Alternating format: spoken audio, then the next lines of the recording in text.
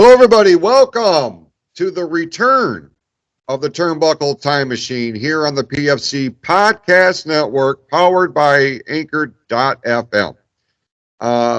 Before we get into the reason why we're here this week, allow me a couple of moments here to explain a couple of things in terms of this particular show. Several of you, many of you, you may listen to the other offerings that are available here on the network, and there is a preconceived notion that the Turnbuckle Time Machine show is not a priority, and I can totally understand why people think that. Make no mistake about it. This show is just as an important part of our lineup as any of our shows. It really is. It's just been a matter of trying to get all my ducks in a row. And, the majority of this falls on me. If you listen to any of the other shows that we do here on the PFC Podcast Network, I've kind of laid out various aspects and contributors as to why things have been in such disarray. I am aggressively and actively working to make that not be a thing moving forward. With the Turnbuckle Time Machine, this show is different than the other ones because we have a revolving panel of co-hosts that we have working with us and for this particular project. You get that many people involved, it now starts to become a thing of scheduling and trying to make sure everybody's on one page. This is what we're going to talk about, and trying to maintain that week in and week out could present some challenges. Now, with that being said, here's the approach moving forward. Generally speaking, the Turnbuckle Time Machine would drop on Monday mornings at midnight. We are actually going to change that. The Real Podcast with Amy Sheridan is reducing its schedule for the time being to a bi-weekly. So every other week you will get a new episode of The Real Podcast with Amy Sheridan. On the opposite weeks is when you will start seeing the Turnbuckle Time Machine. It will offset the blank dates on the particular calendar. So they will alternate from week to week from the Saturday midnight drop beginning immediately.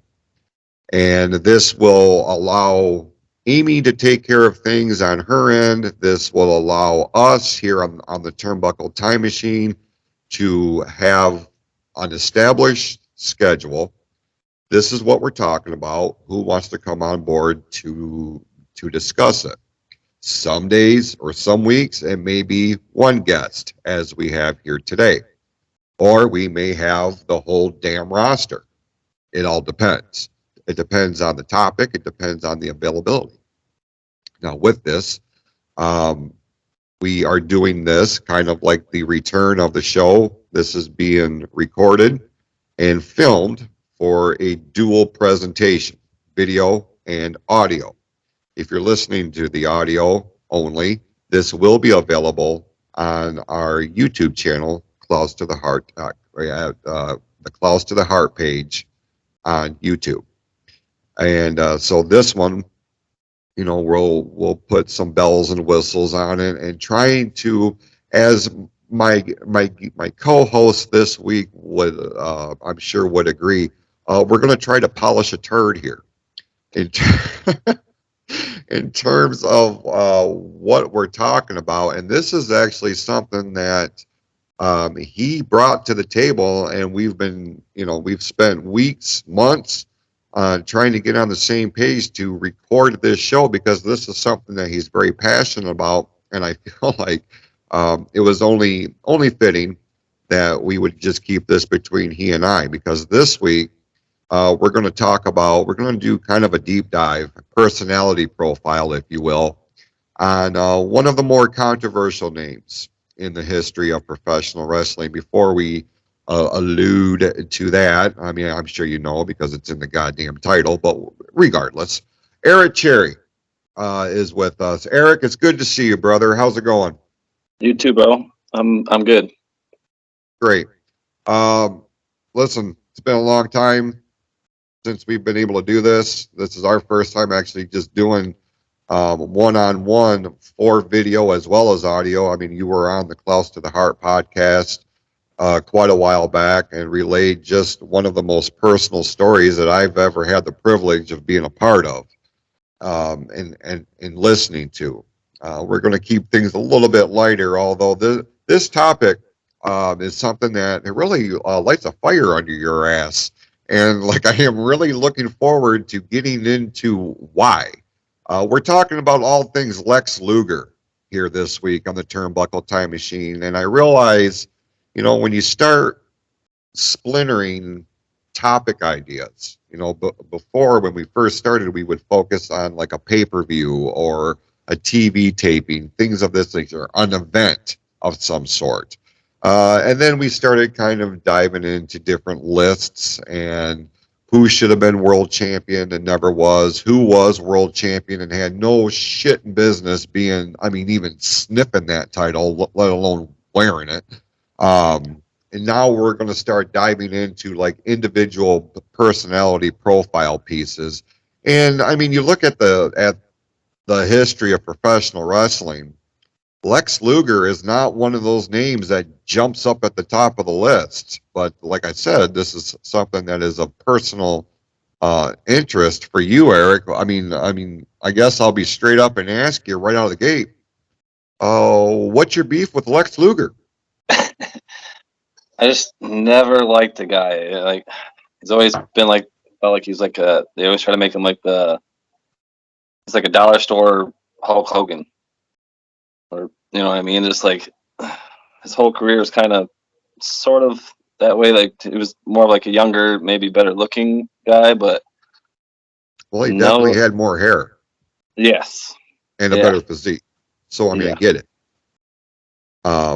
It's interesting to me that like Sean Krugel and I were talking about Lex Luger on a recent episode of Power Tripping Through the 80s because we talked about the top wrestlers, professional wrestlers of the 1980s, and we dove into a list from BleacherReport.com, and Luger was on that list, and he said very much the same thing. Like this was an attempt to recreate the aura that had been established by Hulk Hogan, because he relayed a story about the Lex Express rolling into the Palace of Auburn Hills for SummerSlam '93.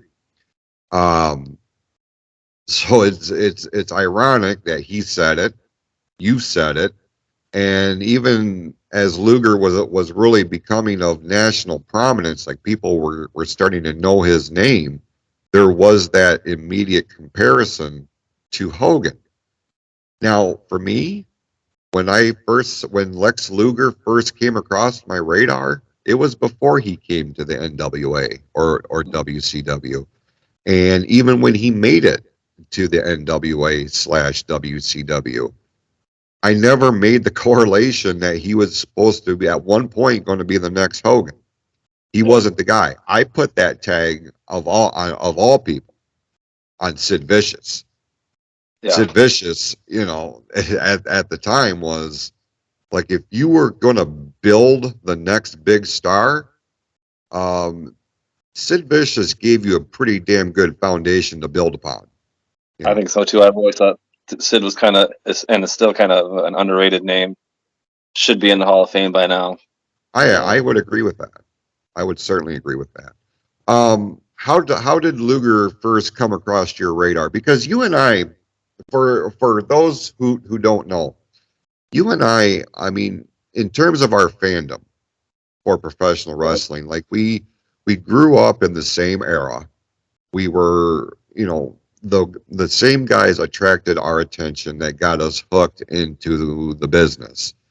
Now, it's hard to describe to newer fans, younger fans, I guess I should say, what being a wrestling fan was like in the 80s and 90s versus what it is here and now. there was no internet. You know, there was no YouTube. There was none of this shit that gave people instant um, peaks to these different talents around the world. The only way us in the state of Michigan, in the county of Lapeer, um, the only way we knew of anybody, if we didn't see it on TV in some syndicated, prepackaged show, it was the wrestling magazines, the after magazines, as they're called, Pro Wrestling Illustrated, Inside Wrestling, the Wrestler. I mean, you go right on down the line. At one point, Jesus Christ, man, there was like 20 different wrestling magazines out there. And my poor mom she's like, okay, you guys have to narrow it down to like 2 or 3 because I can't keep up with all these different magazines. But it was Pro Wrestling Illustrated and The Wrestler that I first saw and read about Lex Luger. That was probably in 1986. When does he come across your radar? Probably closer to like 88, 89, I'd say. So when he was with WCW. Yeah. I remember very specifically the first time I read about Lex Luger because they had impressive pictures that accompanied the article. And at the time, he was working for Championship Wrestling from Florida. And that's kind of where he got broke into the business and was trained by Hiro Matsuda. Train Hogan. Thank you. I was just going to that. This is the trainer. Like, you may know the name, but you don't know why you know the name, because this is the dude that broke Hulk Hogan's ankle, like within the first few sessions of his training, just to see if he had what it took to be a wrestler. And wouldn't you know it, Hogan came back when the shit healed. Probably much to the surprise of a lot of people, but then look what he would become. But Hiro Matsuda, aside from knowing him as the guy that trained Hogan, I mean, he's trained so many guys across. I mean, for years, decades. He's had his hand in creating some of the biggest stars this industry has ever seen. Does Matsuda come across your radar on for like any other reason, or do you just know him strictly as the trainer? Just the trainer, yeah, the Hogan thing, and then I knew that he had Luger and a few others notable names. Mm-hmm. In addition to Matsuda, Luger also credits Barry Windham for having a hand in his training. Now, Barry Windham and Luger, I mean, they would wind up having a pretty decent series of matches if you caught them on the right night. I think they were horsemen together too, weren't they? Yes. At one point. Yeah. Yes.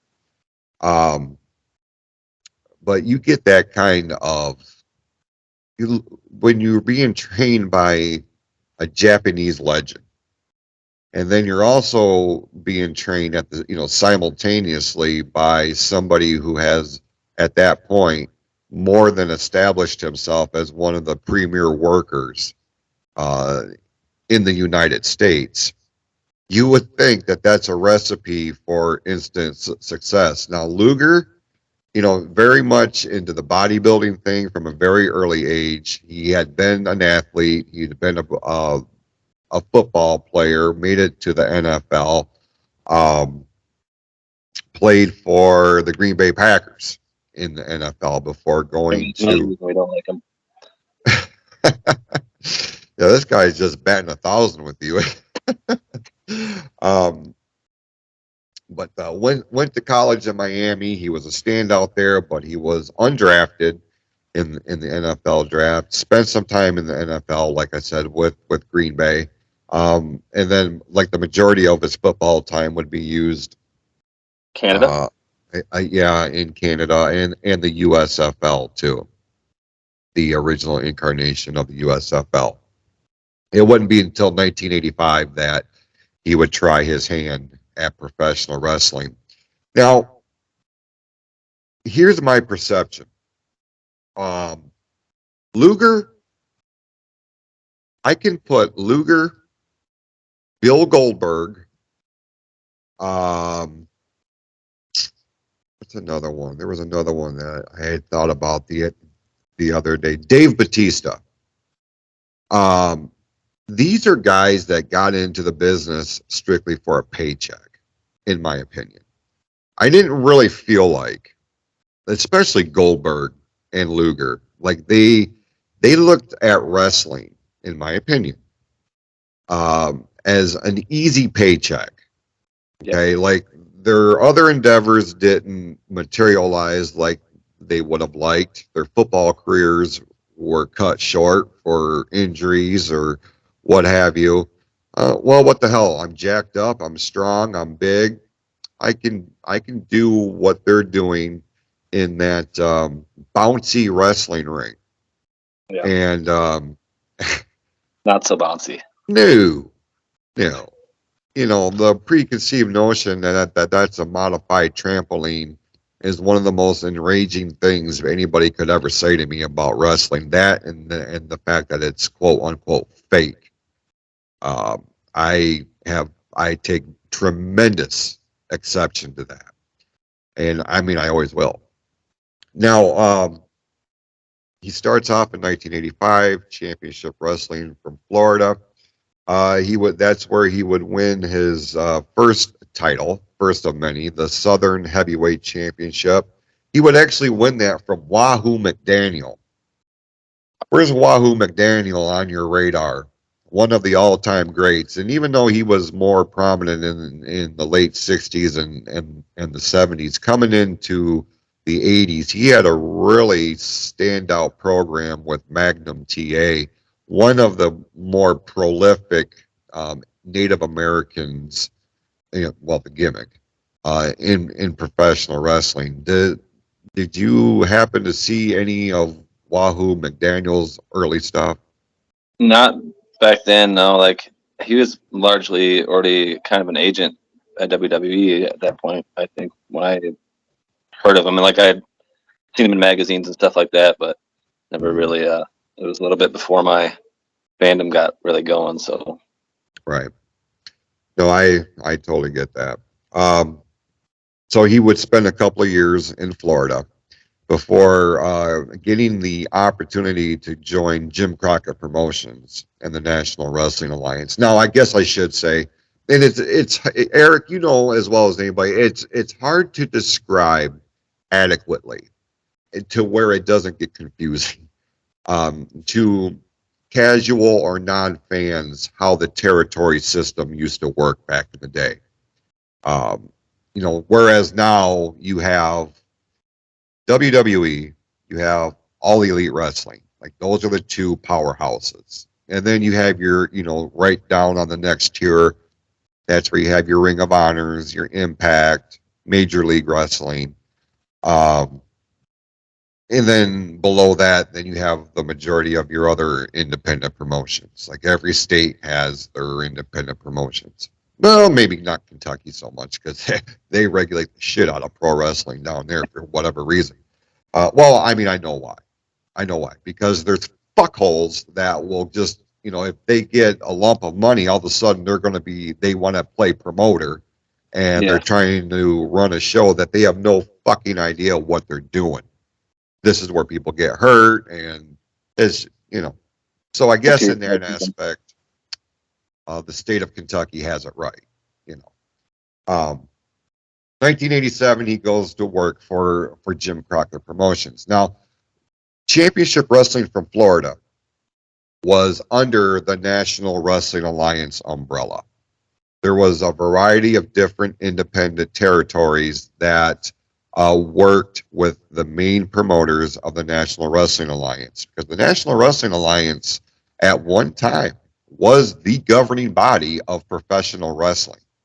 They brought promoters in from all over the country, including Vince McMahon Sr., as he was starting Capital Wrestling Corporation, Give me 1 second.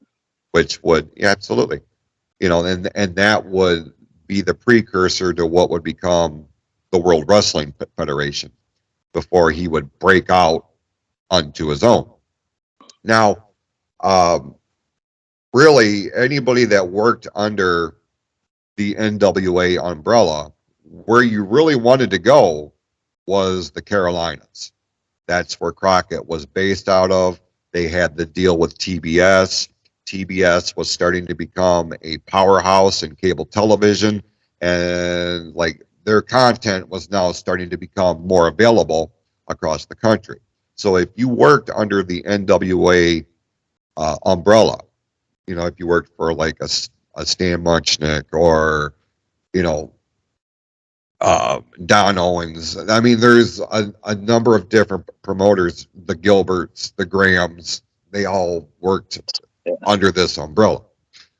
You wanted to work for Crockett because that was like the main event, because you're going to get nationwide television.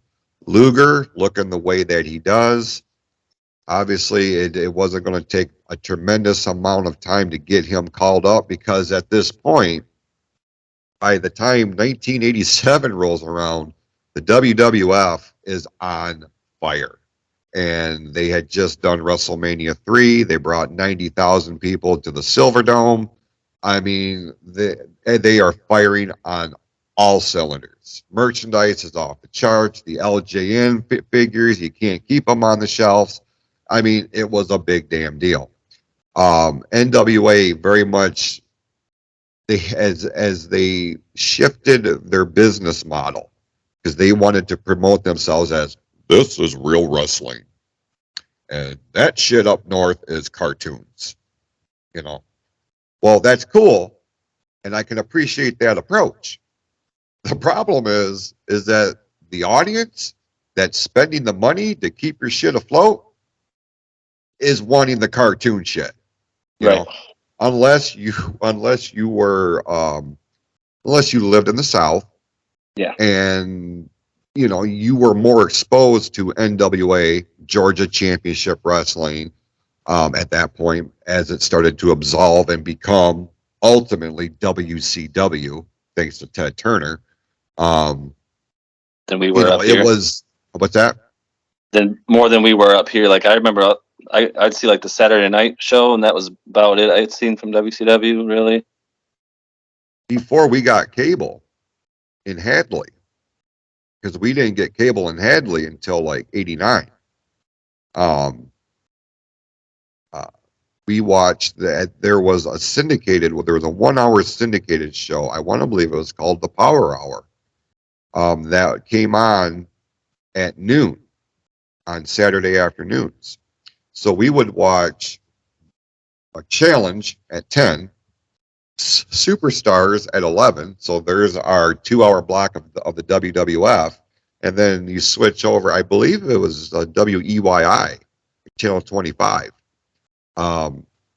They carried that syndicated and NWA show for a little while. That's how we stayed up on it. Like we read about it in the magazines. But I mean, back then, dude, you get a magazine and you're reading results from like 3 months, before. There wasn't that fast turnaround like there is now. Even in print, You look at People magazine, something happens on a goddamn Wednesday. By Friday, they've got the cover story out at the supermarket, Right. It wasn't like that with wrestling. Eventually, this guy is going to become, they're going to repackage him. They're going to give him the Total Package name. They make him a member of the Four Horsemen. The whole Four Horsemen thing is a topic unto itself, but Lex Luger in the Four Horsemen, is this around the time he comes across your radar? Yeah, I'd say so. Now, had you seen any incarnation of the Four Horsemen before Luger's arrival? I think was he the one that took Ole's place? Yeah, At I this don't point, really it remember a whole becomes, lot of the Oli time.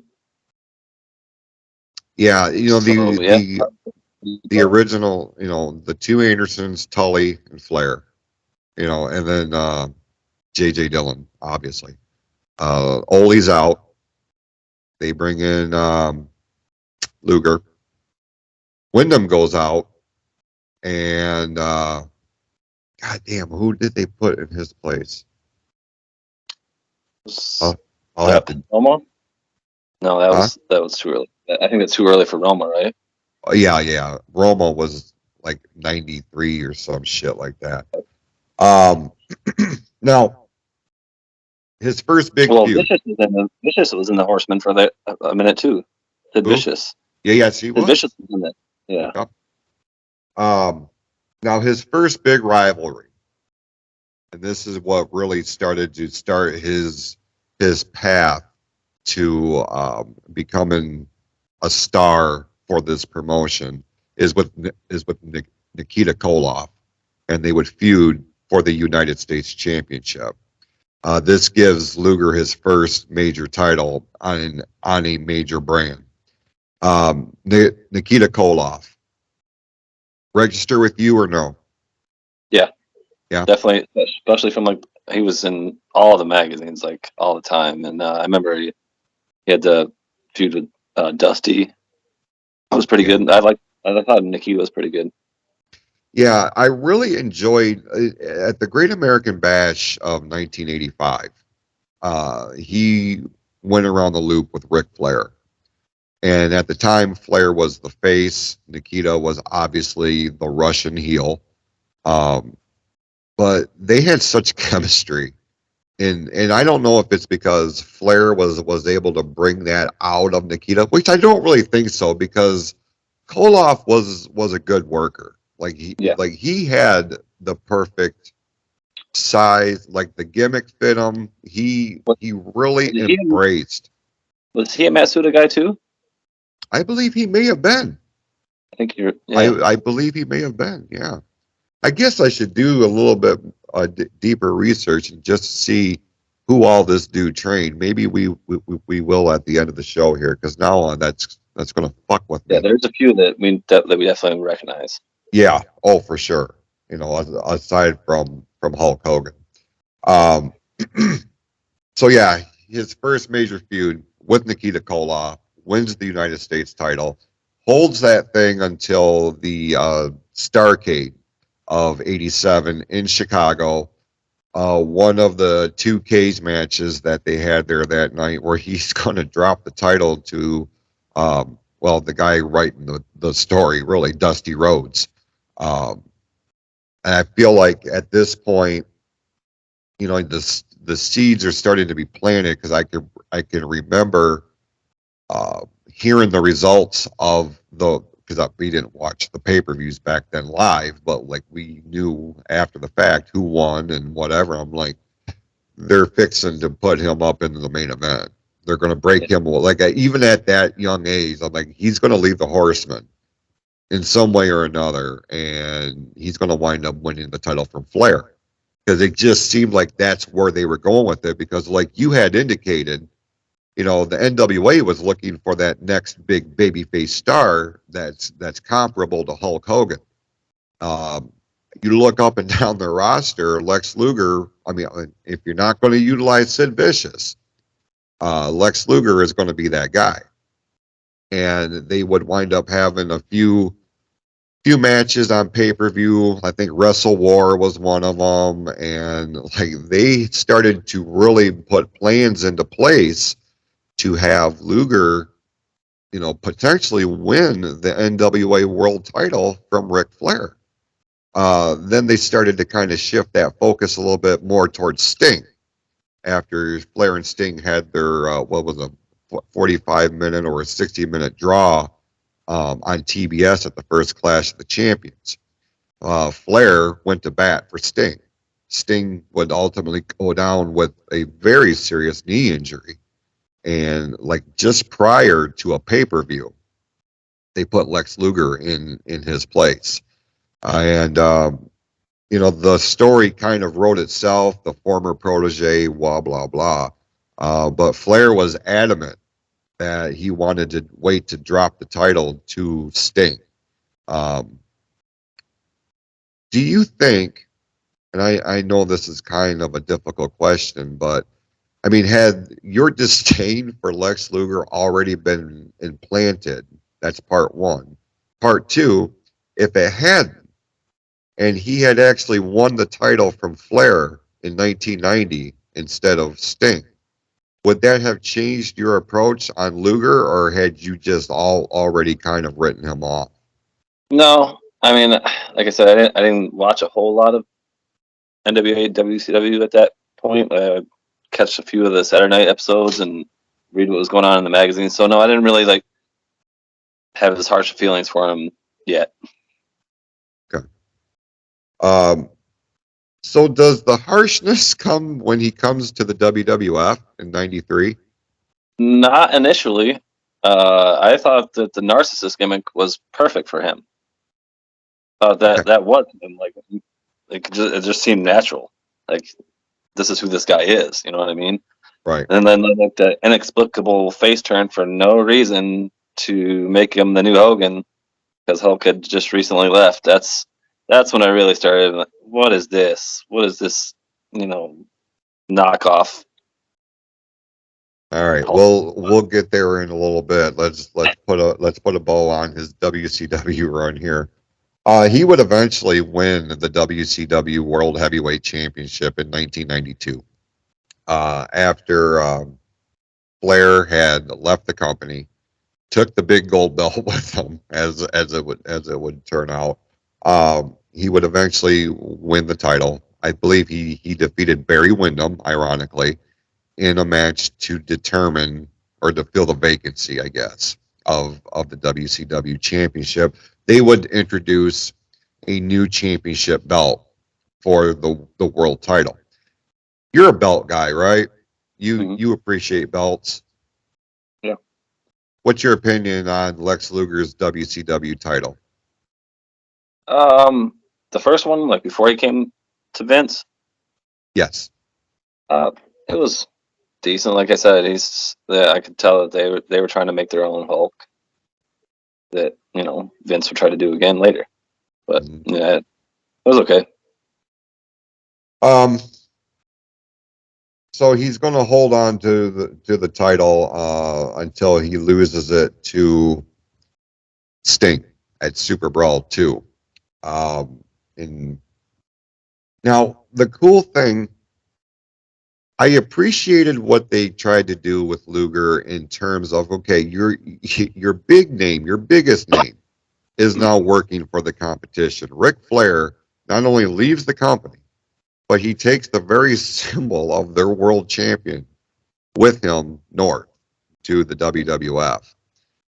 Now, if you couldn't have written a better clean slate in many aspects. I'm torn on it because Lex Luger at that point ultimately was like, he was your only, if you were going to go with a heel champion, Luger was your only real viable option. Mm-hmm. What was cool is the promoters realizing what his weaknesses are, which by and large were his promo skills. They had the presence of mind to repackage him, put him with Harley Race as his manager and Mr. Hughes as his bodyguard. And the next thing you know, Luger has a completely new presentation, and not only that, like there's a different aura about him. Like for the first time in a long time, I feel like, all right, this guy kind of fucking wants it. Like he kind of wants to work towards this, whereas I didn't have that feeling when he was the United States champion, and when he was still figuring out what they were going to do with him in a series of matches with Ric Flair. But to put him with Race and Hughes really ushered in a new era for WCW. And he did a decent job as their champion because, I mean, he looks great on a poster. He looks great on an 8x10. You know, if you're advertising a big pay-per-view or a big TV special match, you put Lex Luger with the WCW championship over his shoulder, around his waist, people are going to pay attention, and they're like, okay, well, let's see what this guy is all about. Well, and then the bell rings, right? So, um, but it all depended on who he was working with. There were guys that he could have a decent match with, and there were guys that the clash of styles just was very, very evident, and he didn't adapt well.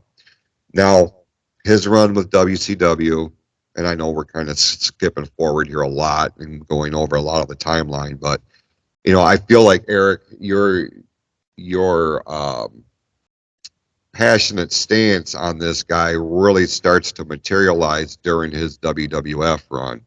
And eventually, he does make that transition to come to the WWF. But before then, kind of to get working the loop, as it were, or getting through the loopholes of a Lloyd's of London policy or an injury that he had sustained, he was not able to, quote unquote, wrestle for the WWF. And I feel like part of his departure from WCW, also, there was something in his contract that prevented him from being able to just jump ship and start appearing on WWF programming. And it was specifically called out as the WWF. Well, if you recall, in one of his many split endeavors over the course of his career as a promoter, Vince McMahon is starting his own bodybuilding federation, hence the World Bodybuilding Federation, WBF.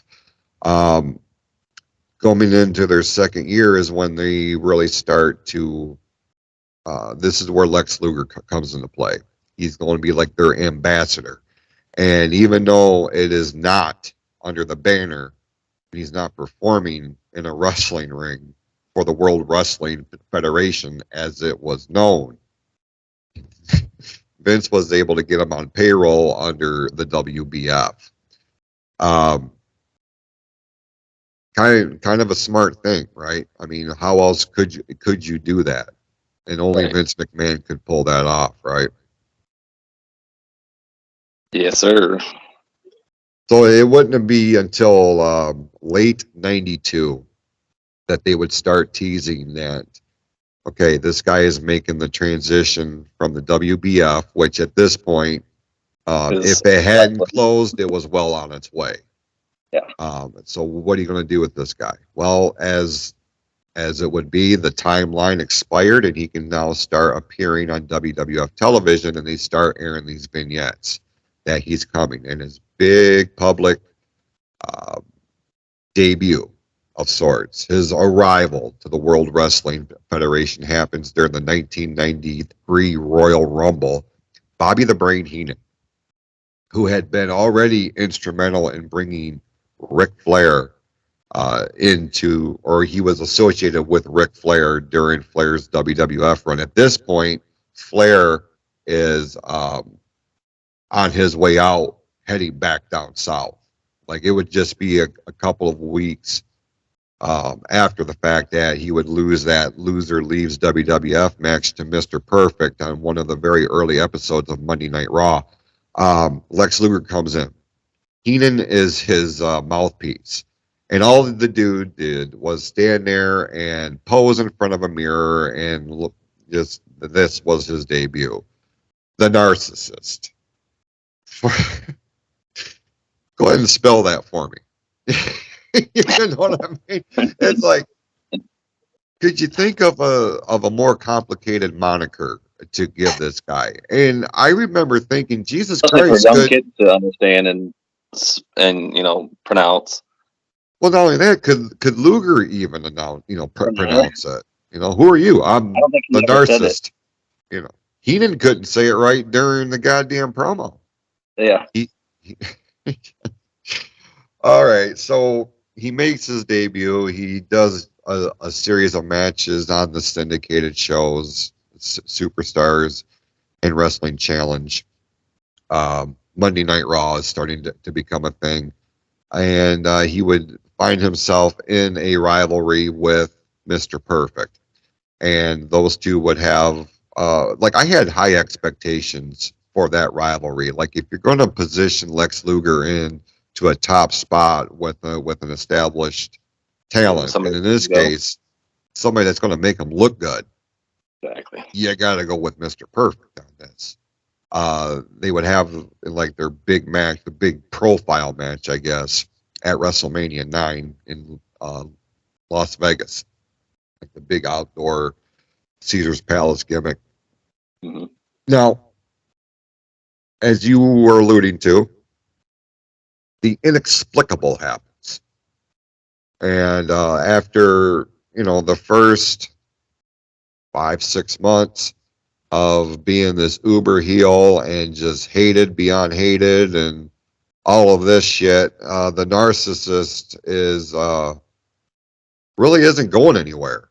He just isn't going anywhere. He's there, and who he is, what he is, but it just isn't registering.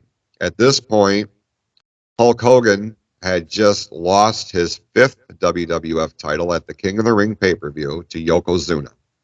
Now, Yokozuna was that generation's version of the Iron Sheik, the big menacing foreign heel. Even though Yokozuna in real life was Samoan, he was positioned as being from Japan. He was this great, ex sumo wrestler. They put him with Mr. Fuji and eventually with Jim Cornette, and like he was the ultimate heel. Not only was the ultimate heel, he was the World Wrestling Federation champion. Who's going to topple this guy? At this point, he's like 510, 15 pounds or whatever. Like they had really positioned him as this unbeatable monster heel. Now, let's take you to July 4th, 1993. The deck of the Intrepid in New York City. The story of that day alone, if you have the time, I encourage everybody to go into the YouTube, look for Something to Wrestle with Bruce Pritchard, and look up the Lex Express episode. And he lays out some of the funniest shit that went into orchestrating this big public presentation on the deck of the USS Intrepid in New York. It was the 4th of July in New York. The air temperature was in the mid to upper 80s, full sunshine. So that ring sitting in the middle of an open fucking deck is in the excess of 120 fucking degrees. Oh, yeah. Athletes from across the country, football players, baseball players, hockey players, boxers. People were coming out of the woodwork in an effort to body slam Yokozuna. Like this was the big presentation. Who's going to step up as America's hero? Now, I can remember, Eric, as they were building up to this, and I feel like they only had like a 2 or 3 week hype for this. Like this is what they were doing. Yep. Like the first one that really came to mind was Jim Duggan. But at that point, like he was one of Yokozuna's first victims. Like he crushed him on Saturday morning on the Superstar show. Did the big bonsai drop a few times and then draped the American flag over top of him. Are you shitting me? They hacksaw Jim Duggan, Mr. USA. This is what we're doing. So who was it? Who was going to step up? I remember specifically thinking like, who, how is this going to work? And where are they going with this? Because I knew at this point, like I had a better understanding of the business, and I knew that they were building up for something for SummerSlam. And knowing that SummerSlam was in our state that year, it was at the Palace of Auburn Hills. You're goddamn right I was invested. I wanted to know what the main event was going to be. Who is coming out to body slam Yokozuna? There's nobody. Not unless Hogan is making some sort of big return that nobody was talking about. Because at the way it was positioned, he had left the company because, well, he had left the company. You know, he wouldn't come back until 2002. You know, he would eventually go on to sign with WCW and have a big hand in like changing the entire industry during what was called the Monday Night War era. And I remember like Reggie White comes to mind. I remember him stepping up and trying to buy. I'm like, well, if anybody's going to do it, it's going to be this big motherfucker, because he had been in like he done some wrestling stuff. I mean, he was a wrestling fan. It was well established. He had made appearances and things of that nature. I'm like, well, maybe they're going to try something outside the box and bring in this football player. You know, 2 years before they would do it with Lawrence Taylor for WrestleMania 11. But like, I felt like this was something, because I mean, you could trace it back to WrestleMania 2 when they had the NFL guys come in to be part of the Battle Royal in the Chicago portion of that particular show. Then the helicopter. The helicopter comes in and is like, all right, who's in the helicopter? And like they have that far away shot, right? And you see somebody with stars and stripes on, and the thing comes and lands on the Intrepid.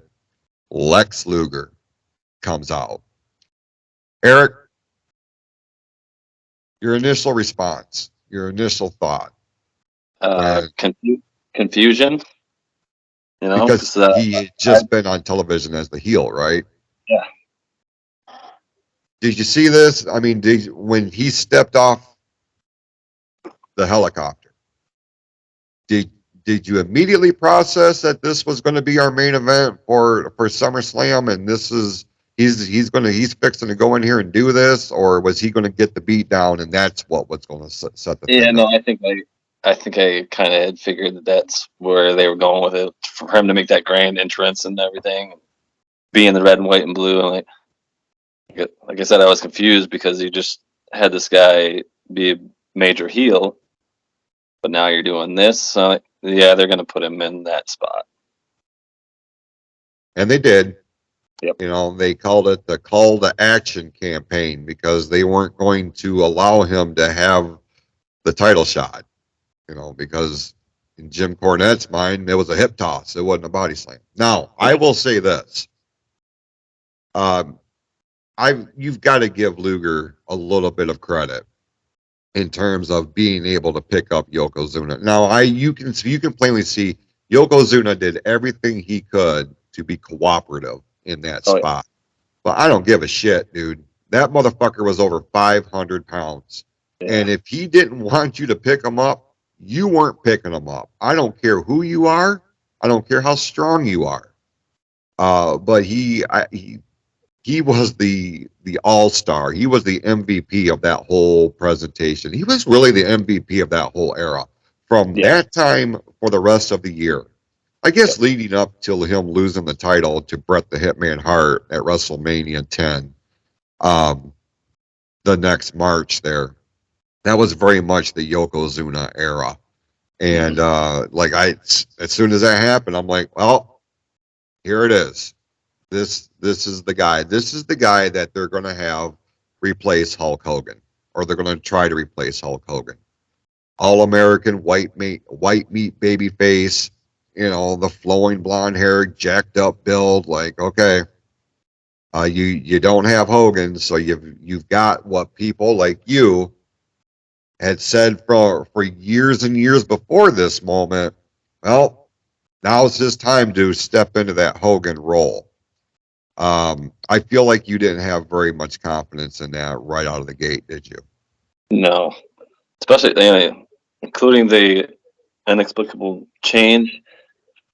The guy just doesn't come. I feel like he's always been a better heel. He doesn't really come off well as a babyface, and people don't really seem to connect with him. Like, you know, that's why like they did the the co-winners of the Royal Rumble, Brett and Luger, and because they couldn't really get everybody on board with Luger being the guy.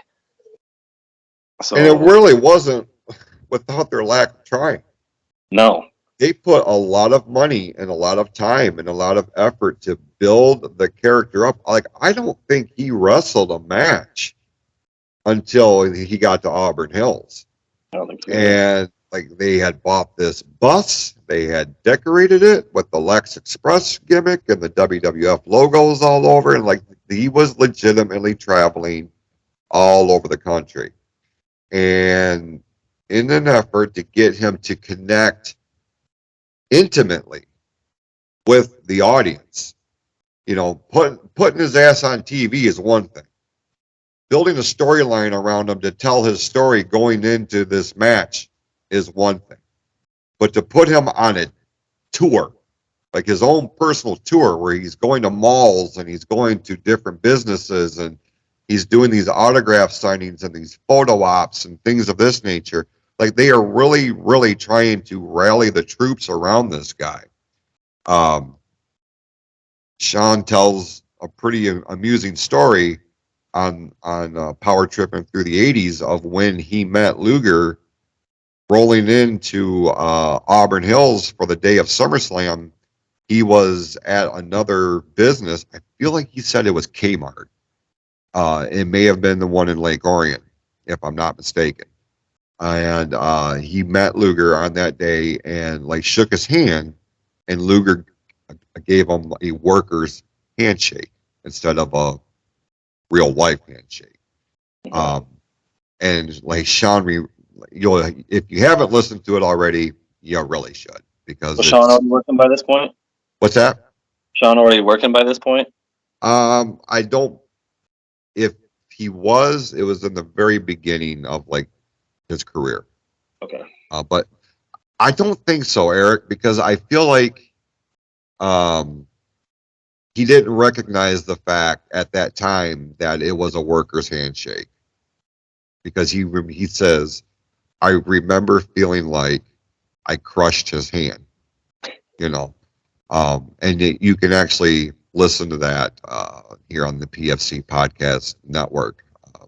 Kind of funny that Luger would do the workers' handshakes, because like you said earlier, he's never been like a fan or anything like that of the business, which that's why another reason I don't connect with him like that either. I think like a lot of those guys like Goldberg and people who weren't passionate about being in it, I kind of already like could feel that right away from those kind of guys. So it's kind of weird. I'm surprised that he did do that. The limp dead fish handshake. Yeah. Sidebar. Dumbest shit ever. The worker's handshake. Yeah. Fucking hate it. Always hated it. Like, if you're gonna shake my hand, shake my fucking hand like a man. Right. If you stiff me in the ring, I'll take care of it then. You know, I don't need a goddamn handshake to indicate to me what kind of worker you are. I'm gonna find out when the bell rings. Right. You know, just my opinion.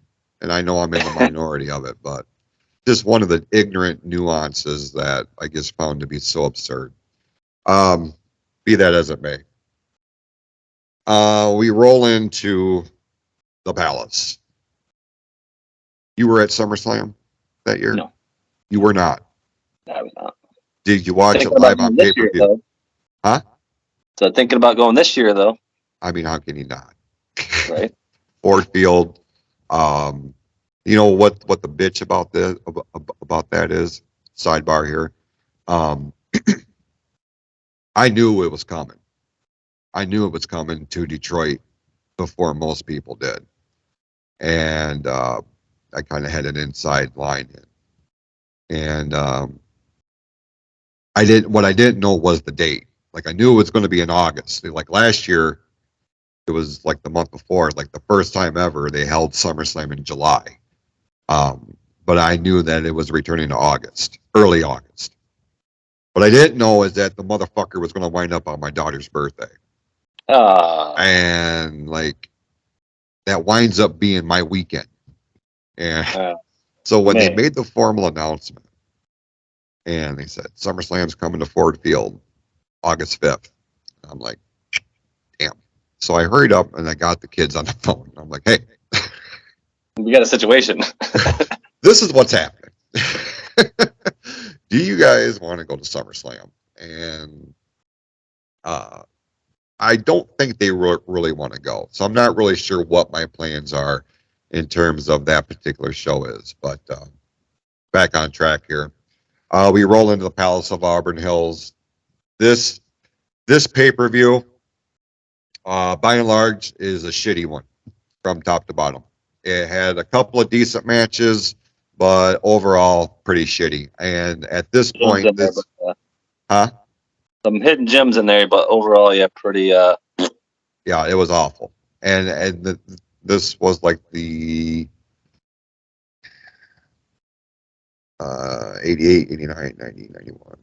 So this was like the sixth edition of the pay-per-view or whatever. It had been well established at this point. A lot of cool shit happens at SummerSlam. We were stoked. Walked in, and it's the only wrestling show that my dad went with us to. And it was me, Jeff, and my dad. And like we hyped the shit out of, Dad, you're gonna love this, blah blah blah. There is no doubt Luger's winning the title. You're gonna see a world title change, and you're gonna see Mr. Perfect win the Intercontinental title, because at that point the Intercontinental title changed hands at every single SummerSlam leading up to Auburn Hills. And like it was a given. It was perfect. It was Shawn Michaels. We're gonna have a new Intercontinental champion.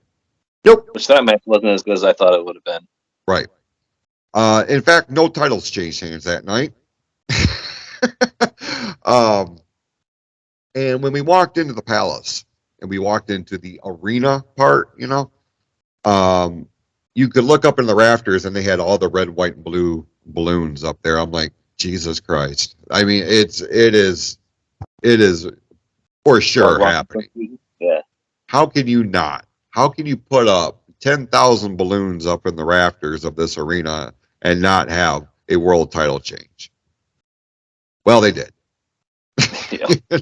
Count out victory. Luger gets the win, but not the WWF title. That right there, that night, solidified to me that if they weren't going to pull the trigger on him and make him the champion on that night, it was never happening. Would you agree with that? Yeah. Yeah. I mean, you can look and see what happens beyond that. Like he captains the Survivor Series team against Yokozuna's, and the Royal Rumble thing in '94 happens with the co-winners, and like I feel like that was the whole co-winner thing was their last ditch effort into try to garner enough support to justify Lex Luger as the champion. Bret the Hitman Hart was on fire. Yeah. And he was really establishing himself as the face of the company, because the company itself was moving towards a younger roster. And Bret Hart really much epitomized that. Like wrestling is in Bret Hart's blood, even if you didn't know that he was part of a famous family and everything that his father had done, and his brothers were all wrestlers and all this. You could just tell by presentation alone, Bret the Hitman Hart was legit. You didn't get that feeling with Lex Luger. And going into WrestleMania 10, because of the way they did everything, they did the coin toss, Luger wins, so he gets first crack at the title. Wouldn't you know it, another screw job finish. Yokozuna holds on to the title, but he would eventually lose it to Hart in the main event in the last match of WrestleMania 10, and then the bottom falls out. Like they tried doing shit with them, like they tried doing this feud with Tatanka, turning uber popular in Native American superstar Tatanka heel, joins the $1 Million Corporation. Again, Another reason I don't like him. I hated that whole thing too. I felt like he should have been the one that turned, because I just feel like he's a much more natural heel. Right, but you can certainly understand why they went the way that they did to kind of throw, Because going into that, Eric, if you recall, like they were laying these hints that Luger was the one actually kind of corresponding with Ted DiBiase, who was at the helm of the $1 million corporation. You know, Tatanka was the last thing anybody thought about because he was so popular. But the old adage is once you get a baby face at their hottest, that's when you turn them heel, and vice versa. So no. When Mark worked Tatanka, I got to talk to him quite a bit. He's like, "Yeah, it sucked because I, missed out on what would have been like a big amount of merch, but Vince gave me a pretty good check as compensation." Yeah. No, I get that. I get that wholeheartedly. It's cool that you were able to kind of pick his brain, about that, because that, in the grand scheme of things, that gets forgotten about. But like, I remember that, because I think that happened at SummerSlam. They were going into the match in '94, and then the heel turn happens, and then right before he lowers the boom on him, like I was watching that show with Jason Cloyd at Jason Cloyd's house, because it was the whole Undertaker versus Undertaker thing, and that was the main event. I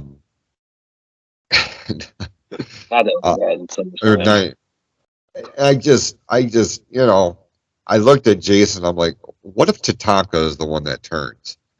And as soon as I said that, boom, the turn happened, and Cloyd looked at me. He's like, "How the fuck did you just call that?" So he would have his feud with Tatanka, and that takes him up to '95. What else are you going to do with him? You don't know what to do with him. You're obviously not going to keep him in the heavyweight title picture. He's just not resonated. Although, have you seen the footage of where they ran him out for a couple of promos with the WWF Championship just to see how the crowd would respond? Or Superstars tapings. Like I heard that they sent Brett and Luger out with the title at the same show. Yeah. And then obviously didn't use that. What a mind fuck that must have been if you're a fan. In the arena? Yeah. Yeah. Yeah. Like, why does Lex Luger have the WWF title? Right. And then what, like 2 hours later on, for the third week's show's worth of tapings? Wait a minute. Why does Bret Hart have the title? He didn't win the title when we were here. Like, I can't imagine what that would have been like, just psychologically. Because I don't think there's a whole lot of close-ups of the crowd during those shows, because you can imagine the people's faces, like, what is going on here? Right. That's probably why you didn't get any close-up shots, because they're, like us, we're like, what the hell? Yeah. What, I don't get it. Like, I made more sense out of the fact that they have pictures of Ted DiBiase with the WWF title after Andre had beaten Hogan and then he surrendered to the title. Like, there was a week or 2 weeks before the official announcement that the title was vacant and they were doing the tournament at WrestleMania 4. Well, Ted DiBiase had that belt in his possession in house shows going up to that announcement, and there's pictures of him with the WWF title. I got that. I understood that. I didn't understand this. Yeah. So, you take Lex Luger, who's kind of floundering at this point, and you pair him up with another guy that makes sense in terms of public presentation. They may not have, I guess behind the scenes, they were real life friends. They worked out and everything. But you can be friends with somebody outside the ring and just not be able to capture that camaraderie in the ring, that chemistry to make a good tag team. On paper, the Allied Powers should have been an unbeatable team. Luger and the British Bulldog, Davey Boy Smith. They would have a match at WrestleMania 11. They actually opened up WrestleMania 11 against the Blue Brothers, who we know as the Harris Twins. Did you have any hopes whatsoever for the Allied Powers team? Yeah, I've always been I like Davey Boy. I always thought I liked his work and just good looking with all that. And I thought that sort of kind of made me come around on Luger, and I thought maybe he can fit into this more mid card face role as a tag team where Davey Boy's kind of making the thing shine, but at least I think it was a step in the right direction for him, kind of, or something better than what he had been doing the last year and a half or so. Well, as luck would have it, the team winds up breaking up. Bulldog goes heel and starts focusing on feuding with Diesel, who is the WWF champion at the time. And then one of the more talked about moments in this era in professional wrestling happens. We are talking about the debut of WCW Monday Nitro. It is unopposed on this night. It is Labor Day night, September 5th, I believe, 1995. Mall of America in Minneapolis is hosting this thing. Big debut, primetime show. Same time slot as the well-established Monday Night Raw. And like I said, it was preempted. Monday Night Raw was preempted because of the dog show. So it was always that or tennis. Huh? It was always that or tennis. Yeah. Yeah. Which was a big reason why they would move over to TNN or Spike TV for a number of years just to get away from that bullshit. It's like, it halts your momentum. You're building up. Oh, we got to take 2 weeks off because of the dog show. Look, I like dogs. Don't get me wrong, but I mean, does it really garner those kind of ratings to put it on prime time? I don't know. It's Raw. But like I said, so Eric Bischoff, executive producer of WCW at this point, knows what he's got, and at the request of Steve Borden, who we know as Sting. Pretty shocking moment happens here, and it happens in the main event segment of WCW Monday Nitro. It is Hulk Hogan in the ring, the WCW champion at this time. I believe he was wrestling Big Bubba Rogers, if I'm not mistaken. That's right. And then all of a sudden, you can see the crowd start turning their heads, and it was either Bischoff or Steve McMichael. Can't remember which one. All of a sudden pipes up, what the hell is he doing here? The camera pans and there stands Lex Luger 24 hours after appearing at a WWF house show. He is now standing in the aisleway of a WCW live television event. The first shot of the Monday Night War has been fired off. You see this, Eric. What is your initial response? Surprise, obviously. No one's seen it coming, but I also I was still I eventually would go back and forth later on as WCW got hot with the NWO angle and all that. But at that point, I was still kind of on the WWF side. So I'm like, good, get him out of here. Yeah, man, it was certainly like you said, nobody saw it coming. Nobody knew what his contract situation was. Like I said, he appeared at a money. Huh? He took way less money too. Yeah. Which is also surprising. Reprove himself, I guess. To let him know, my first time in WCW, I was a complete and total douchebag. Bischoff did it strict. I mean, he's talked about it on his podcast, 83 Weeks, over on adfreeshows.com. There's your cheap plug, Conrad. just, he did it as a favor to Sting, just to see what, Luger owes a lot of his career to Sting, honestly. Yeah. Yeah, no shit. And, that's true. He would come in, he would be a focal point, in this beginning, especially when the New World Order thing starts to take shape. Scott Hall shows up, Kevin Nash shows up, Bash at the Beach happens. Luger is on the WCW team at Bash at the Beach. Him, Macho Man Randy Savage, Sting against the Outsiders. And the third man winds up being Hogan. So, Luger very much prominent from his return in 95, on late 95, going up until 96.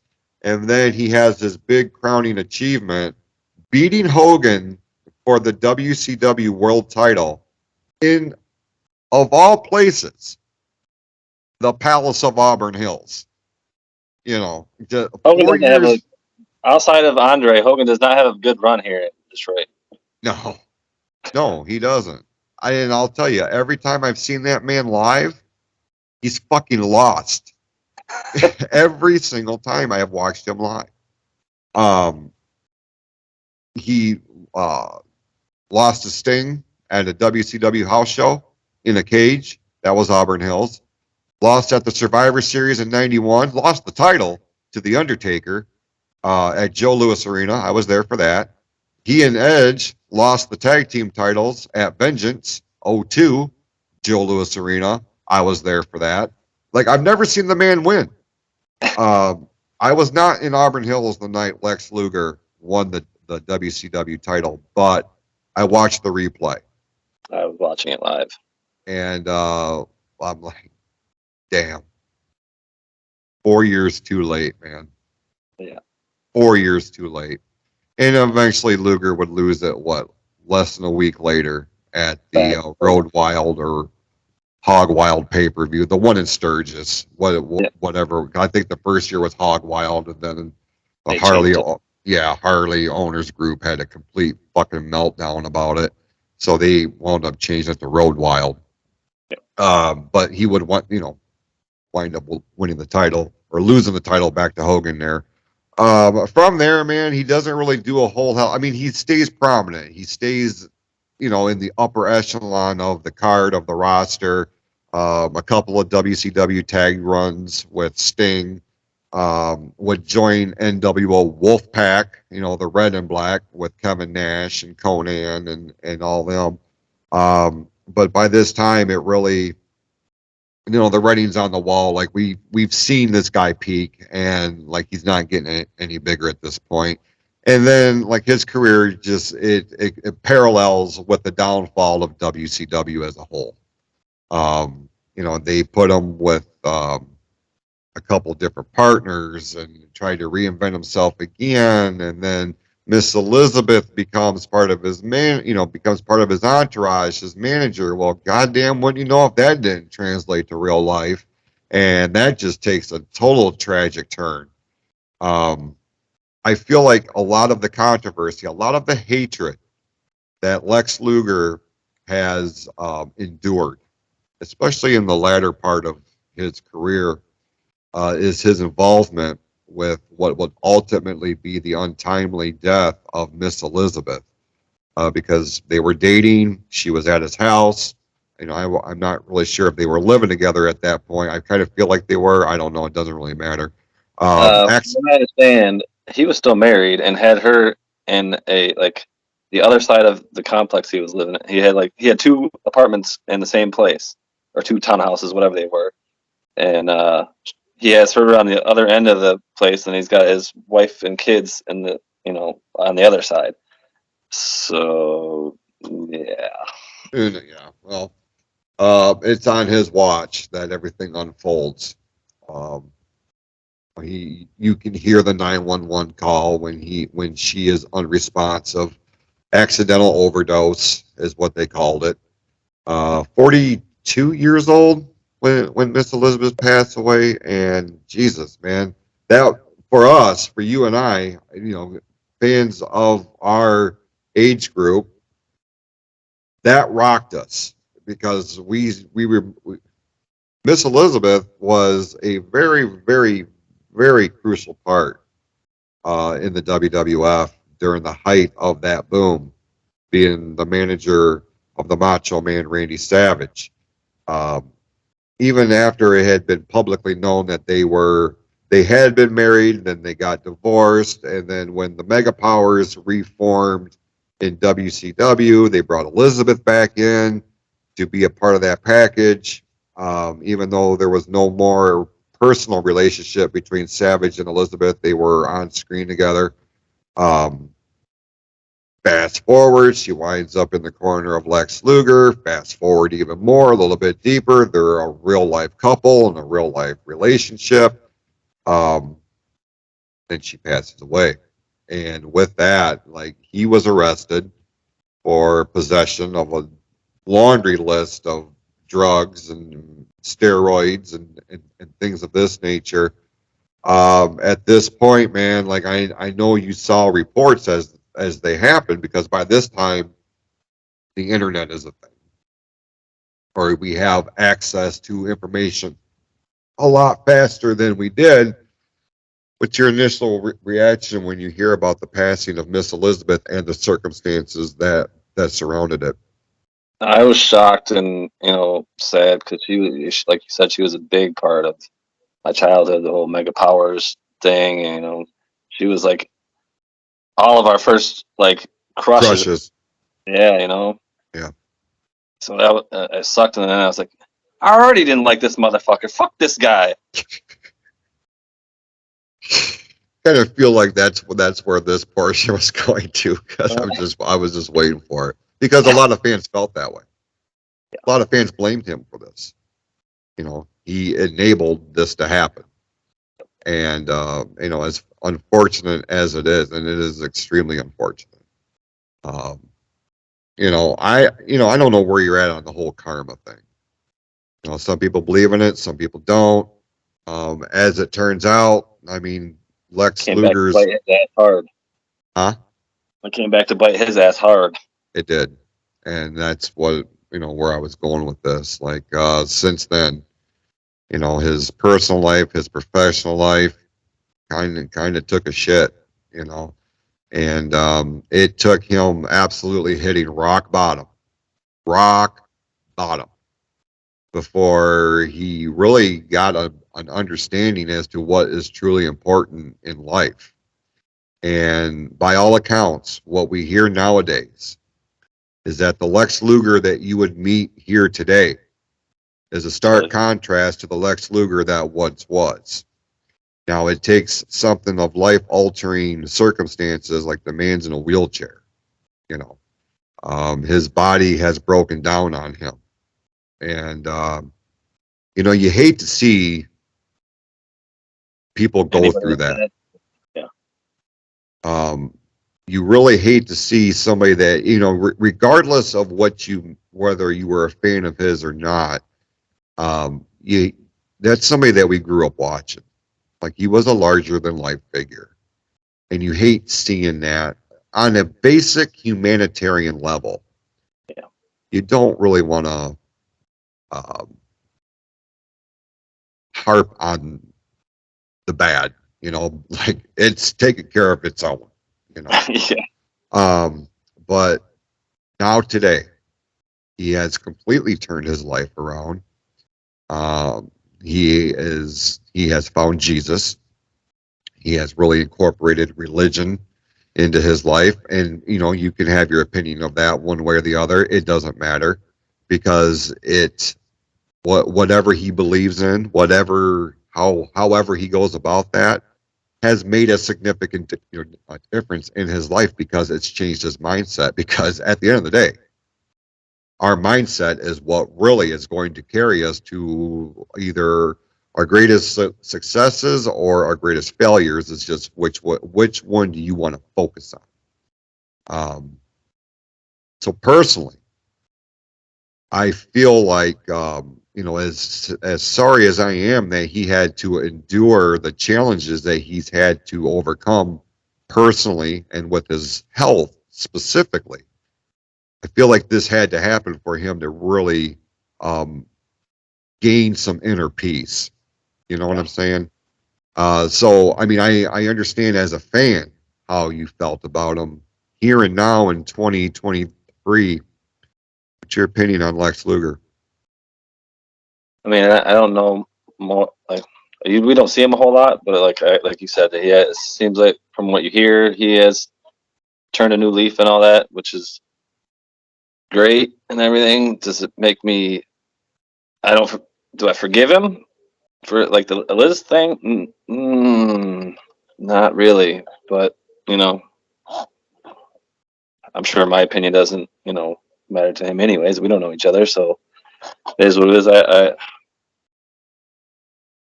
I'm glad he has turned himself around, but it's unfortunate that things had to come to that point to where he's in the situation he is now. Right.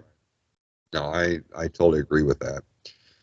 Um, well, as we put a bow on this, Eric, is there anything else you want to add to in terms of all things Lex Luger here on the show? I think we covered most of the. Do you remember the death of Lex Luger in like the latter days of WCW, like probably 2000 or whatever, where he Yeah, stopped going by Lex Luger and became just total package. Like we were already calling him that anyways. This isn't nothing new, and you had him be dead, and now he's in the ring as the same guy. Yeah, it was. I don't know if Russo was writing by that point. Probably. I Let's feel say, like it. yeah, that was garbage. Yeah, it the last.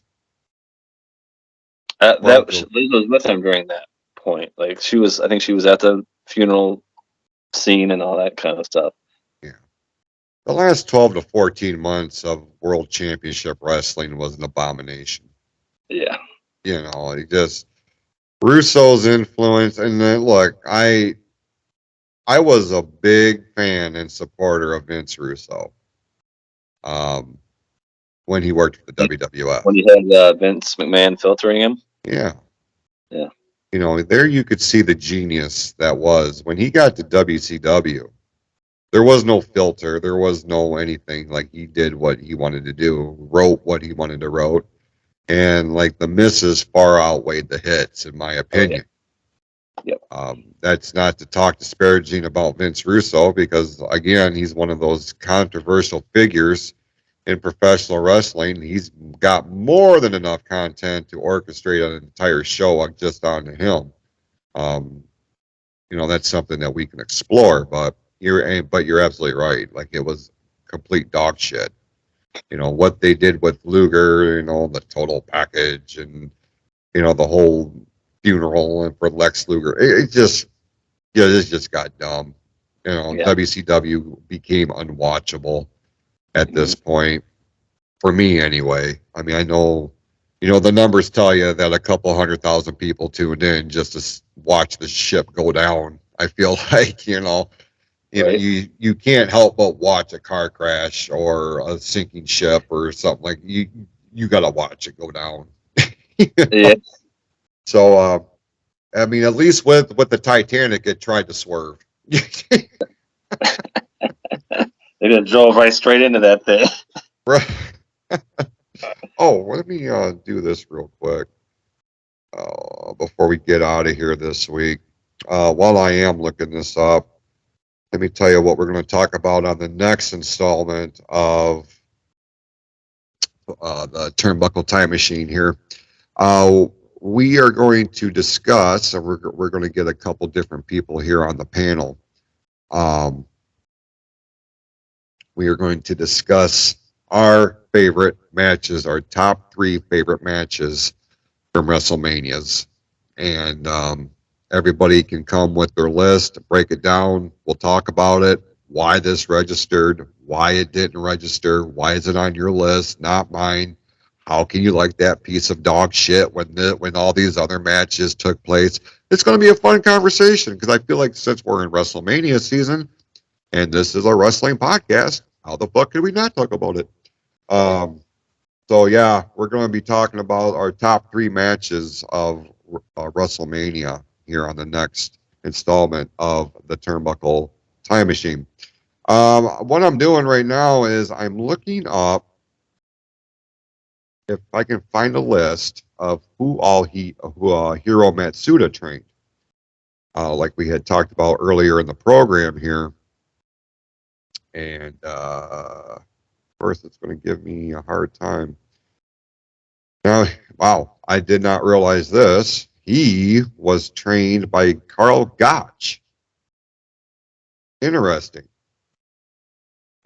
Oh, here we go. Here's the list. You ready for this list, Eric?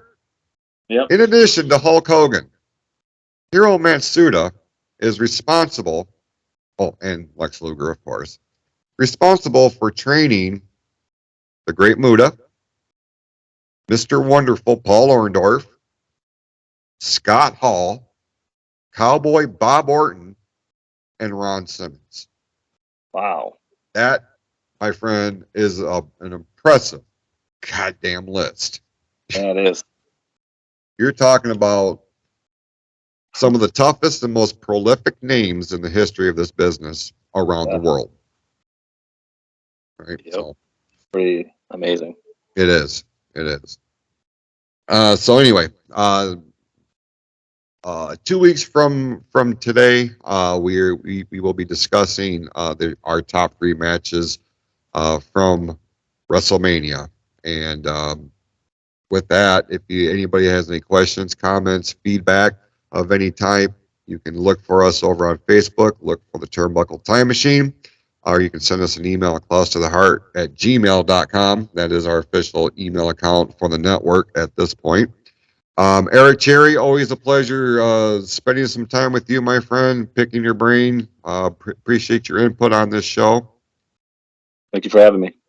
Anytime, man. Anytime. Hopefully you'll be back on here in a couple weeks, and we'll get your top 3 matches from WrestleMania. With that, next Saturday is the Real Podcast with Amy Sheridan. The following week after that, it will be our next installment of the Turnbuckle Time Machine. So with that, go out, be awesome to yourselves and each other, and we'll see you right back here next time when we take a trip in the Turnbuckle Time Machine on the PFC Podcast Network, powered by Anchor.fm.